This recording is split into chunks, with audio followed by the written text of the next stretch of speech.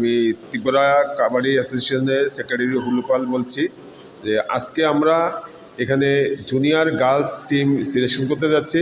আমাদের বিভিন্ন ডিস্ট্রিক্ট থেকে এখন পর্যন্ত প্রায় 26 জনের উপর খেলোয়াড় এসছে, সবাই মহিলা। এবং এটা খেলাটা হচ্ছে কলকাতা দমদমে। আমরা আজকে সিলেকশন করছি গার্লস টিম।